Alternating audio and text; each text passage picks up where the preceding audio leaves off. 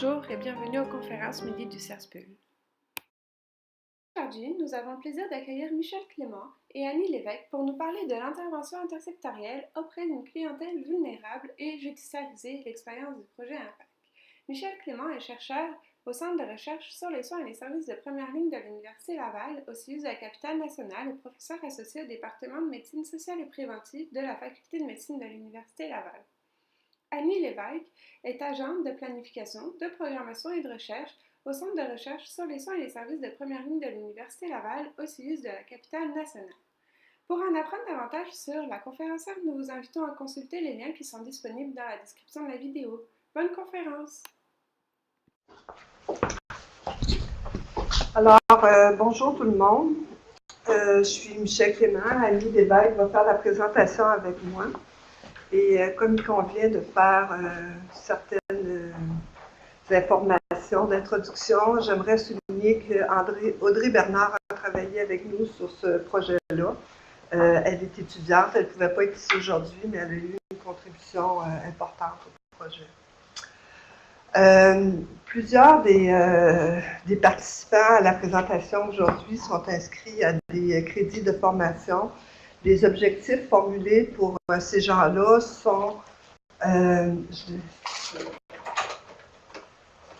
de définir le projet Impact, de reconnaître la complexité de l'implantation de ce projet-là en fonction de la clientèle qui est desservie et des différents secteurs qui sont impliqués dans le projet, et de souligner la pertinence de la recherche dans un tel contexte. Maintenant, le plan de la présentation qu'on va faire aujourd'hui, on va d'abord dire quelques mots très brefs sur la démarche d'implantation du projet. On va aussi présenter le programme Impact, là, qui est un des noyaux forts de notre présentation. Et le projet Impact, on va le voir un petit peu plus tard, mais on présente deux des quatre programmes qui constituent le projet Impact. On va aussi insister, ça ce sera la partie de Annie, sur les enjeux et les difficultés en lien avec l'implantation. Et enfin, on va insister sur l'apport de la recherche dans la mise en œuvre de ce programme-là et de son implantation.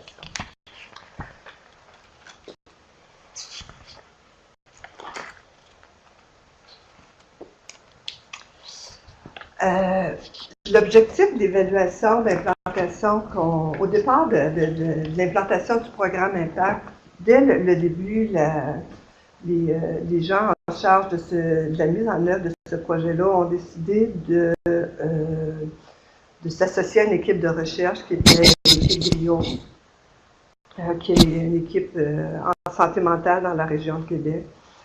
Et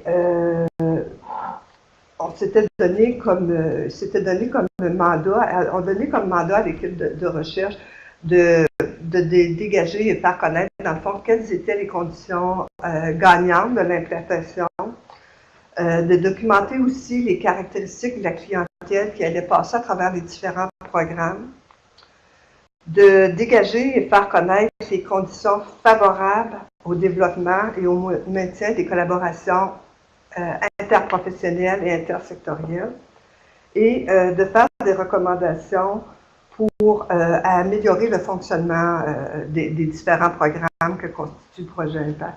Aujourd'hui, on ne va pas passer à travers l'ensemble de ces objectifs-là. On va surtout insister sur le troisième objectif. La présentation qu'on fait est principalement focusée sur cet objectif-là. Très rapidement, quelques mots sur la façon dont on a procédé. Le terrain s'est fait entre janvier 2014 et avril 2017. On a procédé par observation participante, les comités de travail, les réunions d'équipe. On va y revenir un petit peu plus tard là, pour les définir un petit peu plus. Les comparutions devant le juge. On a réalisé des entrevues. Au total, on a fait 42 entrevues. Et on a aussi élaboré un système de suivi de données qui permettait de suivre les gens à travers la trajectoire Impact. On va y revenir plus tard. C'est peut-être un petit peu vague pour le moment, là, mais vous allez comprendre au fur et à mesure de la présentation. Et le rapport pour ce projet-là est prévu, la sortie est prévue pour mars 2018. Alors, présentement, on y travaille très, très fort. Bon, projet impact. Qu'est-ce que ça veut dire, projet impact? C'est un acronyme qui veut dire intervention multisectorielle de programmes d'accompagnement à la Cour municipale. Donc, le projet comprend différents volets sur lesquels je vais en venir. Et c'est des programmes, des différents programmes en sorte d'accompagnement. Mais avant d'aborder comme tel le projet impact, il importe de souligner qu'il y avait un contexte qui a précédé la mise en place de ce programme-là. Et ce contexte-là est dû à différents constats. Un premier constat était l'engorgement du système judiciaire, l'importance des délais qu'on rencontrait dans le système judiciaire à traiter les cas. Aussi, on observait une augmentation importante des problèmes de santé mentale dans la population incarcérée, notamment depuis le mouvement de désinstitutionnalisation. Et aussi, quand les gens qui présentaient des programmes de santé mentale étaient incarcérés, on augmentait une exacerbation de leurs symptômes lors de l'incarcération. Donc, tout ce contexte-là a amené à l'importance d'apporter une réponse, en tout cas, à tout le moins au constat que la réponse traditionnelle de la justice à certaines clientèles était une réponse inefficace et qu'il fallait travailler autrement pour répondre aux besoins de certaines clientèles. Ces clientèles-là, c'était évidemment les gens qui ont des problèmes de santé mentale, mais ça touche aussi les personnes qui vivent avec une déficience intellectuelle ou le spectre de l'autisme, des personnes qui sont aux prises avec d'importants problèmes de dépendance ou encore d'instabilité résidentielle. Quand on parle d'instabilité résidentielle, on couvre toute la question de l'itinérance, mais aussi, dans le fond, de l'instabilité en cours de processus. Des fois, ils ne sont pas itinérants, mais ils sont dans des conditions très, très précaires. Alors, voilà pour le contexte. Maintenant, qu'est-ce qu'il y a de spécial au projet Impact? En quoi il est particulier? Bien, dans le fond, le projet Impact, suite au constat que je viens de nommer, il se voulait une alternative, dans le fond, à la trajectoire traditionnelle judiciaire pour ces clientèles-là. Alternative en quoi? Ben, dans le fond, on voulait s'éloigner de la logique punitive du système judiciaire pour plutôt opter pour une approche qui tiendrait compte des problèmes à l'origine des délits et qui serait beaucoup plus souple que le système habituel. Mais ce n'est pas une question de s'éloigner de la logique judiciaire. Parfois, dans certains cas, c'est le cas. Il y a certains programmes ailleurs au Canada qui visent une déjudiciarisation. Ici, dans la ville de Québec, ce n'est pas ça. Mais il y a un prix à payer pour la personne. On va accepter d'assouplir le processus, mais avec certaines conditions. Ces conditions-là, ça va être que la personne soit volontaire à participer au programme qu'on va lui proposer. Elle doit aussi accepter d'être suivie par un intervenant, soit d'un organisme communautaire, soit du réseau public, et va devoir suivre un plan individualisé, pensé pour lui. Donc, on voit ici que le projet Impact, même si c'est un projet de la Ville de Québec, c'est un projet qui nécessite forcément une intersectorialité. L'une des finalités de du projet dans l'ensemble, c'est de permettre à l'accusé de devenir, un élément socialement pertinent plutôt que d'être, disons, un délinquant. Maintenant, il y a aussi le projet Impact s'appuie sur une jurisprudence thérapeutique. C'est quoi une jurisprudence thérapeutique? c'est, dans le fond, on constate que parfois, l'application de la loi crée des effets contraires à ce qu'on souhaite. Ça n'a pas pour effet de rétablir les gens, mais ça a au contraire pour effet d'exacerber la situation. Par exemple, je vais prendre un exemple de ça. Par exemple, une personne qui a un problème de santé mentale, qui se désorganise, peut avoir des périodes où il va flâner dans les endroits publics, où il peut faire un certain désordre public en criant, ou si c'est une période où il entend des voix, il peut parler fort et déranger du monde. Et ça peut amener, par exemple, à contracter une dette à la Ville de Québec. Okay? Cette personne-là, 6 mois ou 1 an plus tard, tu me surveilles, un mois plus tard, va se stabiliser, va pouvoir, par exemple, reprendre les études, reprendre le travail. Mais à ce moment-là, on va faire face à une dette qui peut parfois devenir si importante. À nous disait ce matin qu'il y a même des gens qui ont contracté des dettes qui allaient jusqu'à 100 000 $. Mais au moment où la personne se restabilise, est en mesure de reprendre les études ou le travail, ou de fonder une famille, ou peu importe quel soit son projet de vie, elle doit faire face à 2 solutions, qui soit l'emprisonnement pour la dette impayée, ou soit de devoir payer la dette. Mais on comprend bien qu'avec des dettes de 35, 40, 55, 60 000 $, la personne est en voie de désorganisation. C'est sûr que trouver un emploi, parfois, c'est déjà une condition difficile pour des gens qui sont fragiles au stress ou pour qui la performance est plus difficile que d'autres. Alors, ces gens-là, plutôt que reprendre pied dans la vie, sont confrontés soit à ne pas payer la dette, donc à l'emprisonnement, ou à emprunter un mode de vie délictueux pour payer la dette, ou encore à dire, ben là, moi j'abandonne. Donc, on voit que la conséquence, par exemple, de l'emprisonnement ou de la dette trop importante peut avoir un effet de désorganisation. C'est ça la jurisprudence thérapeutique. Il ne s'agit pas de soustraire la personne à la loi, comme je le disais plus tôt, mais plutôt de l'inscrire dans une alternative qui va lui permettre de se réinsérer. Mais la justice, qu'est-ce qu'elle fait? C'est que plutôt que de considérer la personne comme une délinquante, elle va considérer la cause à l'origine du problème et adapter un plan personnel pour cette personne-là. Donc, ça ne déresponsabilise pas la personne, mais ça la met dans une compensation du problème qui est différente de celle de payer la dette ou l'emprisonnement, on va le voir tantôt dans les... Puis, ça permet de réparer symboliquement des dommages. C'est pas juste de payer, mais ça va être...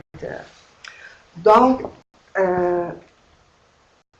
le projet Impact, j'insiste, ici dans la Ville de Québec, il ne s'agit pas de soustraire la personne aux dispositions législatives habituelles, mais plutôt de l'amener dans une alternance. Elle doit payer autrement sa dette. Et le projet Impact, dans le fond, ce qu'il fait, c'est d'établir un plan en conclusion personnalisé de la personne en tenant compte des causes à l'origine des délits et aussi de la complexité de sa situation. Parce que souvent, les gens qui cumulent des dettes de même ont des problèmes de santé mentale, de toxicomanie, d'itinérance, sont souvent dans une très grande pauvreté. Donc, c'est un cycle qui fait qu'elles ne s'en sortent à peu près jamais. J'arrive au projet Impact. Le projet Impact à la Ville de Québec comprend 4 volets, 4 programmes, dont 2 sont en cours actuellement et 2 sont en probabilité de développement. Je vais dire ça de même. Aujourd'hui, on va insister sur les deux premiers. Le premier, je vais parler de PNVP et de PTTS. C'est des acronymes mais je vais expliquer qu'est-ce qu'il y a à l'intérieur de ça. Le PNVP, nouvelle vision de la perception. La perception, c'est quoi? C'est le fait de percevoir de l'argent en fonction d'une dette. Donc, on dit nouvelle vision. C'est quoi la nouvelle vision? Ben, c'est le fait de pouvoir, pour un individu, acquitter sa dette autrement pour les clientèles là, que je nommais un petit peu plus tôt. Et si la personne accepte le projet qui lui est présenté, bien, au bout du compte, elle va voir sa dette diminuer. Dans certains cas, même dépendant du cheminement qu'elle aura fait, elle pourra s'effacer au complet. Donc, le PNVP, il s'adresse à des personnes, je vais commencer par clientèle cible, il s'adresse à des personnes qui sont en processus de réinsertion sociale, donc qui veulent apporter une solution à leurs problèmes, qui ont contracté une dette à la Ville de Québec et en lien avec des infractions pénales ou des incivilités, ce que je vous disais tout à l'heure, boire de l'alcool dans un lieu interdit, flâner, crier dans la rue, en tout cas, différentes choses comme ça. Et il faut voir que le plus souvent, c'est une clientèle, ce sont des gens qui sont en mode de survie. Souvent, les délits, c'est pour survivre à leurs conditions. Qui soit manger, soit parce qu'il y a un problème de consommation, soit qu'ils n'ont pas d'endroit pour vivre et qu'ils vont faire des infractions en allant dans des endroits qui n'est pas permis, etc.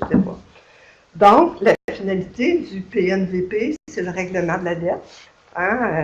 Diminuer la dette ou la soustraire complètement, en évitant le recours à l'emprisonnement, qui est la voie traditionnelle, en évitant aussi la récidive, parce que comme je l'expliquais tantôt, quelqu'un qui a une dette énorme, souvent va se mettre dans un mode de vie délictueux pour pouvoir compenser la dette, avoir la paix avec la justice, mais se ramasser d'autres constats, puis c'est pour se sortir aussi de ce cercle vicieux-là. Pour faciliter la réinsertion sociale, le projet qu'on va présenter à la personne va l'aider à se réinsérer socialement et en lui permettant d'être accompagné par un intervenant du réseau de la santé. C'est évidemment un programme qui se fait sur une base volontaire et en contrepartie de ce qui lui est offert, il y a des conditions à respecter. La personne peut choisir le mode de réinsertion dans lequel elle va se situer. Elle va réaliser pour se faire des travaux communautaires. Elle va devoir respecter les conditions qui lui sont faites. Puis, au fil du temps et des efforts qu'elle va avoir consentis, ben, elle va voir sa dette effacée en partie ou deux. OK, c'est bon. Maintenant, écoutez, je vais très rapidement PNVP, il y a toute une procédure, je vous évite ça. Dans le fond, on évalue la demande, on voit si la personne est admissible, si elle s'engage, puis on lui donne un plan, puis on la suit, puis à la fin, Maintenant, les acteurs du PNVP, je vais aller vite aussi parce que Annie a un bout important à présenter. Les acteurs du PNVP, il y a une équipe multidisciplinaire qui implique le procureur de la couronne désigné. À la cour municipale, il y a un procureur qui est désigné spécifiquement au projet Impact. C'est lui qui donne la pénitence, on va dire, ou qui la diminue. Il y a une conseillère à la liaison des programmes Impact, les 4 volets dont je parlais un petit peu plus tôt, puis elle a fait le lien entre ces différents projets-là. Puis il y a la perceptrice désignée, celle qui collecte l'argent et qui va voir comment on peut trouver une alternative, diminuer la dette, tout ça. Maintenant, les partenaires du PNVP, il y a, et c'est ici qu'on touche l'intersectorialité, pardon, il va y avoir l'accompagnement du participant par un intervenant qui vient soit du réseau, soit du communautaire, mais ça, c'est une exigence pour entrer dans le programme. Il y a le YMCA qui joue un rôle extrêmement important dans la gestion des travaux compensatoires. C'est elle qui va, par exemple,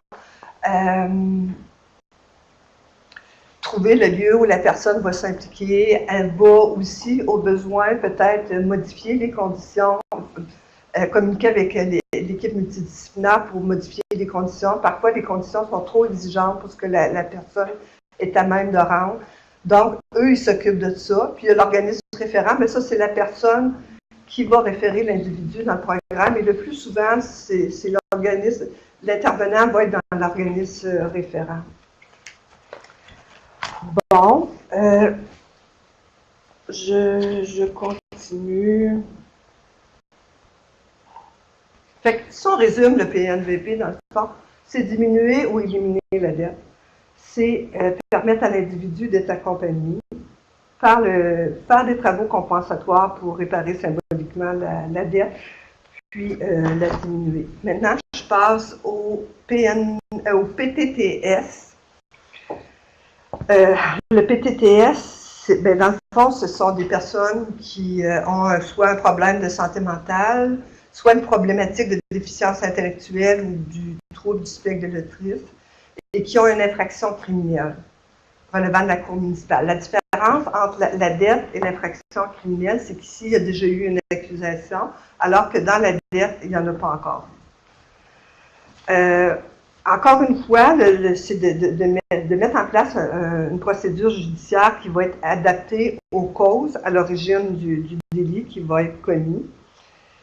Et la personne, encore une fois ici, va avoir un plan d'intervention adapté à sa condition avec une obligation d'arrimage avec le réseau. C'est une obligation qui soit suivie par un intervenant. Et le plan qui va lui être offert va devoir tenir compte de sa problématique. Par exemple, si c'est quelqu'un qui a un problème de santé mentale, le plan qu'on peut lui dire, c'est d'être plus assidu à sa médication ou de voir son psychiatre, d'aller voir le psychiatre quand les rendez-vous sont fixés. Ça peut être de diminuer la consommation si la personne a un problème de toxicomanie ou, bon, c'est des choses comme ça, là, tu sais, qui tiennent compte de... La personne, elle doit respecter son plan, encore une fois ici. Et en contrepartie, dans le cas du PTTS, la personne va devoir se présenter régulièrement devant le juge, accrédité, pas accrédité, mais affecté au plan impact. Et le juge va prendre connaissance de l'évolution du plan. Le plan, c'est ce que je viens de raconter. Et à terme, quand la personne va avoir réalisé le plan, disons sur un an, tu prends ta médication, tu te présentes voir ton psychiatre, elle va pouvoir prononcer une sentence en regard de la condition de la personne, mais aussi de l'implication de sa participation au plan qui a été proposé. Je passe rapidement, c'est encore une procédure, mais ce n'est pas très important. Maintenant, les acteurs du PTTS, il me reste 2 minutes, je me doute. Il y a encore une fois une équipe multidisciplinaire composée différemment cette fois. Il y a le procureur de la couronne désigné. Il y a la conseillère à la liaison aux différents projets impact. Il y a le médecin psychiatre, l'infirmier clinicien puis la travailleuse sociale. Ces gens-là interviennent à différents moments de la trajectoire que j'ai sautée, mais l'important peut-être à retenir pour le moment, c'est qu'on est en présence ici d'une multidisciplinarité et d'une intersectorialité aussi. BDQ, c'est Ville de Québec. Et les partenaires du PTTS, bon, il y a évidemment les policiers du SPVQ. Quand la personne, par exemple, a fait un délit, on l'amène aux cellules, elle peut alors, à ce moment-là, la psychiatre ou l'infirmier clinicien vont faire une évaluation dès la présence à la cellule pour éviter l'enclenchement du système judiciaire traditionnel. La personne peut aussi rentrer dans le programme, par exemple, si elle est en probation, dire, ben moi, j'aimerais ça rentrer dans le programme pour éviter d'aller en cellule. Donc, les policiers jouent un rôle important dans la référence. Il y a les avocats de la défense, le plus souvent de l'aide sociale, de l'aide juridique, je veux dire. Ça, c'est un enjeu important dans l'application du programme parce que c'est vraiment pas payant pour les avocats. Ils doivent suivre la personne sur du long terme avec une implication, beaucoup de temps et souvent moins d'argent. Fait que ça, c'est un enjeu important. Peut-être qu'Annie, tu y reviens. Et il y a les intervenants du réseau de la santé et du milieu communautaire qui vont agir comme accompagnement de la personne. Et il y a le milieu correctionnel aussi qui n'apparaît pas sur les acteurs, mais qui sont aussi présents dans ce projet-là. Ça, c'était la dernière diapositive, le temps qu'Annie prenne la relève. Dans le fond, ça comparait les deux projets, mais pour ma part, je vais m'arrêter ici, puis je vais passer la parole à Annie.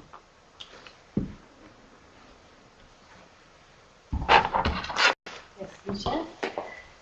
Donc, moi, je vais vous parler des enjeux et des défis de l'implantation. En fait, c'est tous les éléments qui ont été rencontrés dans l'implantation qui témoignent de la complexité des deux programmes. Donc, je vais en parler globalement pour le projet Impact et parfois, lorsqu'il y a des différences pour le PNVP ou le PTTS, je vais faire la distinction. En fait, on a sélectionné certains enjeux qu'on a regroupés en thèmes. Donc, je vais vous parler de la conception, des enjeux qui sont liés à la conception des programmes, à la multidisciplinarité, au partenariat, aux caractéristiques de la clientèle ciblée, et je vais compléter avec quelques enjeux divers. En ce qui concerne la conception des programmes, en fait, c'est vraiment la période où on a réfléchi le programme avant de le mettre en action. C'est la période qui a duré à peu près 2 ans. Là, ça a quand même été assez long pour le projet Impact. Un des principaux enjeux de ce moment-là, c'est de vraiment développer le programme en fonction des réalités locales. Donc, même s'il existe des programmes, des tribunaux adaptés ailleurs dans le monde, il y en a beaucoup aux États-Unis, il y en avait un à Montréal, mais ce type de programme-là doit toujours être développé en fonction de ce qui existe localement, en fonction des partenariats qui existent localement, des situations qui sont problématiques, qui sont vécues ici, dans la ville. Par exemple, l'itinérance à Québec, l'itinérance à Montréal, c'est 2 choses complètement différentes. Doit être aussi développé en fonction des lois. Si c'était les lois à la Cour municipale, les lois de la Ville de Québec. Donc, il n'y a pas de recette, il n'y a pas de modèle qu'on peut prendre et appliquer intégralement. Faut toujours, on part un peu toujours de zéro, là, même si on peut s'inspirer quand même là, de d'autres modèles. Ça m'amène à vous parler du deuxième point qui est à Québec. Michel vous en a parlé, mais il y avait vraiment la volonté de développer un tribunal qui est adapté et non d'aller vers un processus où on déjudiciarise les personnes. Donc, ça vient aussi teinter la conception des programmes parce qu'on est du coup beaucoup plus collé au cadre légal de la voie régulière du système de justice. Donc, faut être un peu plus créatif, je vous dirais, pour trouver des façons adaptées de répondre aux besoins des personnes, puis de répondre finalement à leur situation qu'eux vivent, tout en se collant quand même à la rigidité du système judiciaire là, de la voie régulière. Donc, c'est un défi vraiment de la conception. Maintenant, à cette étape-là, lorsqu'on est encore en train de réfléchir à la forme que prendra le programme, c'est aussi très difficile d'avoir une vision claire de la population qui sera ciblée par les programmes, puis de les critères d'admissibilité qu'on va utiliser pour la définir, pour la cibler. Faut souvent, ça m'amène au point, au point qui suit, faut souvent se projeter dans l'action, aller un peu plus vite vers la mise en œuvre des programmes pour avoir une idée claire de notre population ciblée et à qui le programme correspond. C'est justement ça, cet aller-retour-là entre la pratique, la mise en œuvre des programmes, puis la réflexion, où on réfléchit vraiment les objectifs du programme, qui caractérise, je vous dirais, la conception de ces programmes-là. Parce qu'il faut tester les choses, il faut voir si ça tient la route. Puis parfois, si on se rend compte qu'il y a des problématiques, il faut revenir dans un mode réflexif pour apporter certains ajustements au programme. Donc, c'est quand même un défi. Tu veux que je donne un exemple? Oui, par exemple, le PNVP. Donc, on parlait qu'on ciblait au départ une clientèle itinérante. Et un des critères d'admissibilité, c'était qu'elle devait avoir vécu l'itinérance dans les 24 derniers mois. C'était le critère de départ. À l'essai, on teste le programme, on se rend compte que les gens, 24 mois après être sortis de la rue, après avoir vécu l'itinérance, ne sont pas nécessairement rendus à payer leurs dettes. Ils sont encore assez instables, puis ont beaucoup de choses dans leur vie à stabiliser pour en être rendus là, en être arrivés à payer leurs dettes. Donc, ce critère-là de l'itinérance a été élargi dans un an après la mise en œuvre du programme pour qu'on parle davantage de désaffiliation sociale que d'itinérance. Donc, du coup, on élargissait l'entrée au programme, puis c'était beaucoup plus adapté aux besoins de la clientèle cible, puis à leur situation aussi, là, parce que l'itinérance, c'est quand même très large. Là. Ça peut être très large comme définition. Je termine de ce bloc-là juste en vous parlant aussi de la difficulté à publiciser le programme dans cette période-là, alors que tout bouge, alors que tout est en constante évolution. Donc, jusqu'à quel point on publicise, on vient mettre des mots sur les objectifs du programme, sur la clientèle qui va cibler, alors qu'on sait que ça va peut-être bouger.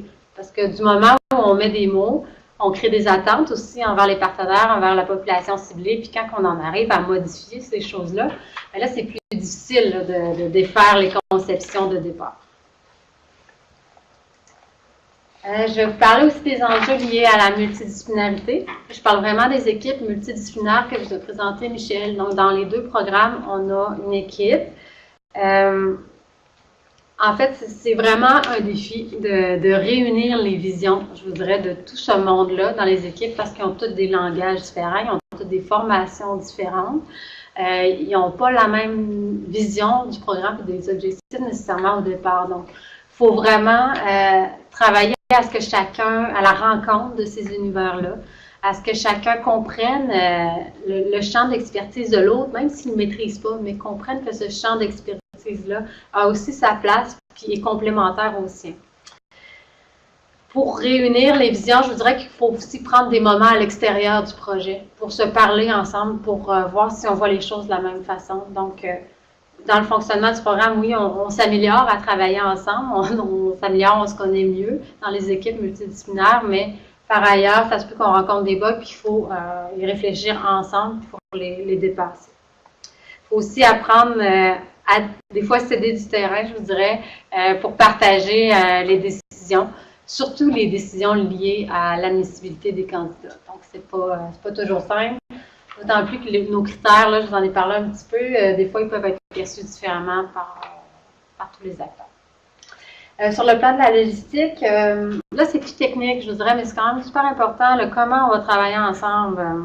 Parce qu'on se rappelle qu'il y a des gens de différentes organisations, de différentes professions qui doivent respecter les normes de leur organisation, mais aussi de leur profession par rapport à la confidentialité, par rapport à la tenue de dossier. Donc, c'est pas simple, il faut se donner des façons de faire, ça implique des formulaires, évidemment. Et aussi, on n'en a pas parlé, mais les gens des équipes se rencontrent à chaque semaine. Donc, il faut que ce soit facile de se voir, que ce soit une plage horaire qui est fixe dans la semaine, que ce soit facile d'avoir accès aux documents. La communication, je vous dirais, c'est pas simple non plus. Surtout au PTTS où les gens communiquent ensemble quotidiennement pour savoir s'il y a des nouveaux candidats potentiels au bloc cellulaire. Donc, c'est pas toujours simple, mais je pense qu'il y arrive assez bien. Les enjeux liés au partenariat. Donc, le projet Impact, c'est mené par la Ville de Québec. C'est le porteur de dossier principal, je vous dirais, mais il y a énormément de partenaires qui gravitent autour des deux programmes. Et des partenaires qui se trouvent à différents niveaux impliqués dans les programmes. Donc, je vous dirais qu'il y a 3 niveaux principalement. On a les partenaires qui sont impliqués dans le fonctionnement des programmes, dans les équipes multi. Donc, eux autres sont très, très près des programmes. On a les partenaires qui accompagnent les participants. Donc, eux ont une implication, mais plutôt ponctuelle dans les programmes. Et on a les partenaires qui réfèrent des candidats au programme qui ont un lien privilégié avec la clientèle cible. Donc, on a 3 niveaux de partenaires qui sont très intéressés par le programme, qui voudraient être très impliqués dans toutes les décisions, toutes les orientations que prend le programme. Mais là, la Ville fait face au défi de finalement choisir comment gérer cette implication-là. Est-ce qu'on consulte seulement les partenaires ou on les implique sur un niveau décisionnel par rapport aux orientations? Donc, c'est pas toujours simple.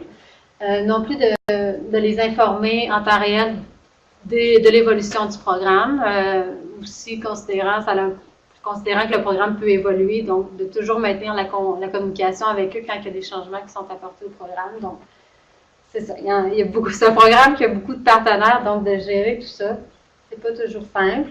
Je voudrais aussi que dans Impact, c'est le monde municipal, le monde de la justice, le monde de la santé qui se rencontrent.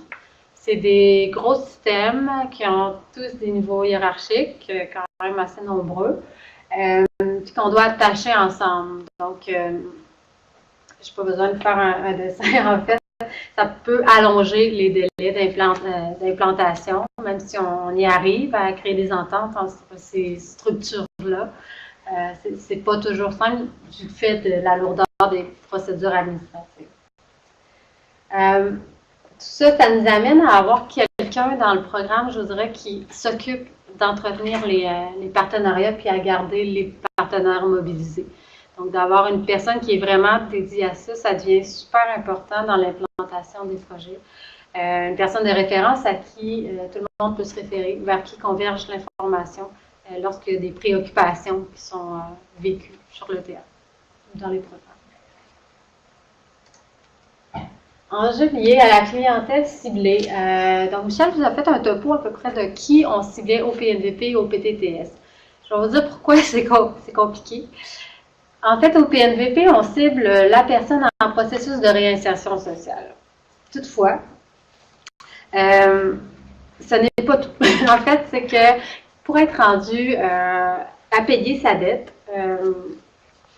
les personnes doivent avoir stabilisé un certain nombre de choses dans leur vie, je vous en parlais tantôt, et être rendu à payer sa dette, ben c'est pas un critère tangible. Je veux dire, il faut que l'équipe multidisciplinaire soit en mesure de cerner vraiment qui va être rendu là, parce que s'impliquer dans le PNVP, ça demande quand même beaucoup d'investissement, parce qu'il faut qu'ils continuent de cheminer dans leur processus de réinsertion, mais il faut aussi qu'ils s'engagent à réaliser leurs travaux compensatoires pour arriver aux fins de leur dette. Donc, c'est de cibler qui va être inclus dans le programme, qui va en être exclu. C'est pas des critères qui sont objectivables, je vous dirais, donc c'est pas toujours simple. Au PTTS, les critères, quand on les regarde, sont plutôt simples, je dirais. Mais c'est qu'il y a un critère implicite au PTTS qui est que la personne doit, oui, avoir un problème de santé mentale, une déficience intellectuelle ou un trouble du spectre de l'autisme, mais doit aussi reconnaître ces problématiques-là, puis avoir la volonté de cheminer puis de progresser, parce qu'on ne dit pas que le PTTS s'adresse vraiment aux causes intrinsèques du délit. Donc, c'est sur ça qu'on va essayer de travailler à l'intérieur du programme. Puis, la clientèle qui est référée au PTTS, ben, on se rend compte que c'est une clientèle extrêmement complexe, qui a des multiples diagnostics. Je vous apporte quelques chiffres. En fait, de 50 participants au PTTS qui ont été référés, je vais vous présenter deux diagrammes comme ça. Le premier, c'est pour les personnes qui ont été référées, mais qui n'ont pas de déficience intellectuelle ni de trouble du spectre de l'autisme. On en a 43 sur 50. Les trois bulles représentent les différents diagnostics. Puis lorsqu'il y a des croisements entre les bulles, ben, ça signifie que la personne, évidemment, a les deux, ou les trois, lorsqu'elle se retrouve vraiment au centre du diagramme. Donc, on voit que très rares sont les personnes qui ont un seul diagnostic. T'sais, à l'axe 1, on pense, pour ceux qui connaissent un peu moins, mais à l'axe 1, je fais référence aux troubles psychotiques, de l'humeur, les troubles anxieux. L'axe 2, la bulle du bas, mais juste à côté, les troubles de la personnalité. Et en haut, le trouble de consommation, finalement, le trouble de l'utilisation de substances. Donc, on a quand même une bonne proportion qui en conjugue au moins 2 diagnostics et quand même beaucoup aussi qui en conjugue 3. L'autre diapo, c'est pour nos 7 personnes là, sur les 50 qui ont une déficience intellectuelle ou un TSA. Et là aussi, on retrouve quand même beaucoup de comorbidités, donc de diagnostics multiples. Puis seulement 2 personnes qui avaient seulement une DI ou une TSA.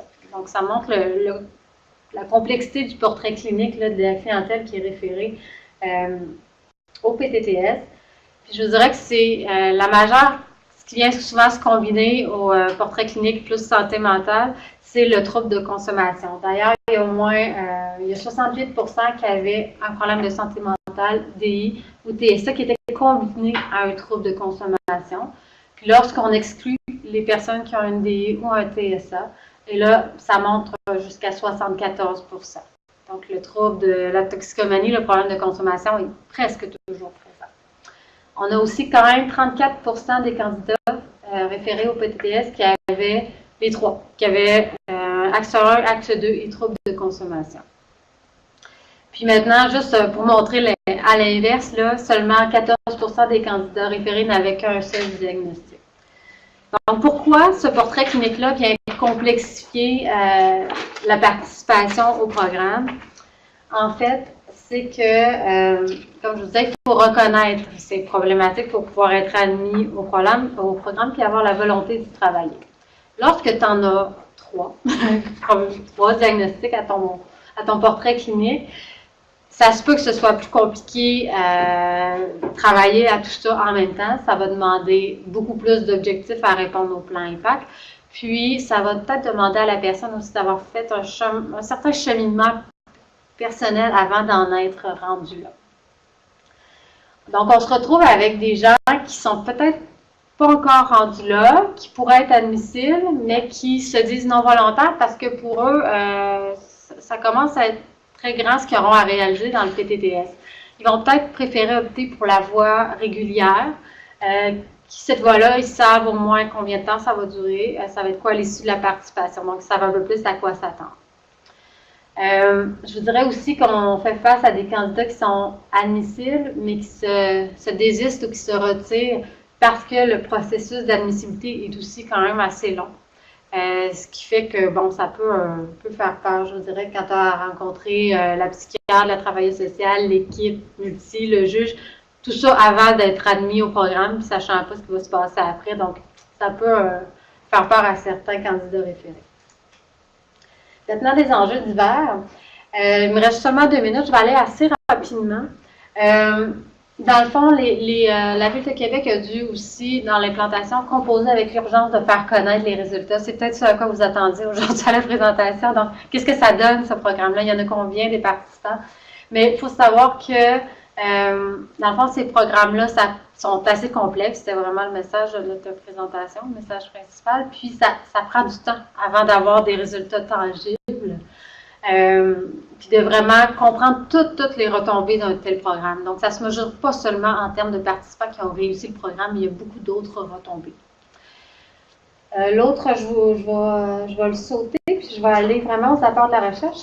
De toute façon, je me serais répétée.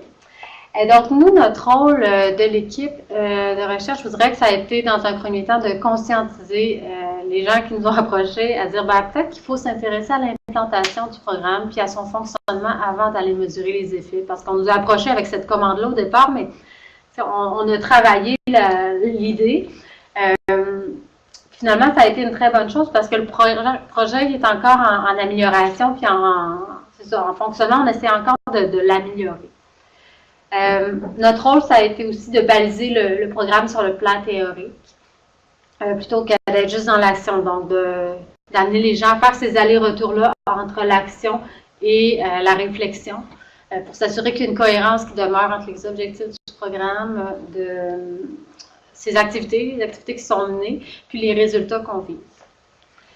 On a joué aussi un rôle de neutralité, je vous dirais, lorsque les acteurs sur le terrain faisaient face à des défis d'implantation. Donc, nous, pour réunir les différentes visions, on était un acteur de choix parce qu'on avait le rôle neutre. Donc, on pouvait faire parler tout le monde puis essayer de créer un horizon commun entre toutes les personnes impliquées dans l'implantation du programme. On a aussi contribué à systématiser, je vous dirais, la collecte d'informations pour bien comprendre qui participe au programme, c'est quoi son passage dans les trajectoires. Puis ça, c'est le genre de choses qui va rester quand on va se retirer de l'équipe lors du dépôt du rapport.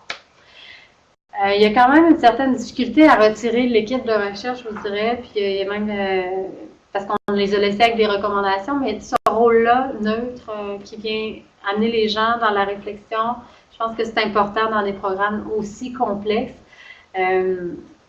Puis, bon, force est d'avouer qu'ils ont fait appel au service de nos collègues qui continuent finalement à jouer ce rôle-là. Donc, c'est assez important quand on a des programmes complexes, multidisciplinaires, intersectoriels, puis quand la clientèle ciblée est aussi très complexe. Je vais compléter parce que j'ai terminé mon temps. En fait, on a quand même été témoin d'une très belle rencontre, je dirais, entre le milieu de la justice et le milieu de la santé. On a vu les gens travailler ensemble pour trouver des solutions à des situations très complexes. Puis, au final, d'asseoir les gens du réseau de la santé, du milieu de la justice, du monde municipal, une fois par semaine pour discuter de cas complexes comme ça, puis de trouver des solutions ensemble, ce n'est pas rien. Donc, c'est déjà ça de gagner. Puis, les gens, on n'a pas interrogé de participants dans le projet de recherche, mais c'est assurément une trajectoire judiciaire plus humaine qui en résulte. Donc, une expérience beaucoup moins traumatisante pour les gens qui participent au programme. parce qu'on les considère maintenant davantage comme des personnes en processus de réinsertion que comme des criminels ou comme des gens qui ont commis des fautes graves. Donc, voilà. Merci. Nous vous remercions d'avoir participé aux conférences midi du CERSPUL. Vous pouvez vous inscrire aux prochaines conférences en cliquant sur les liens présents dans la description de la vidéo. À bientôt!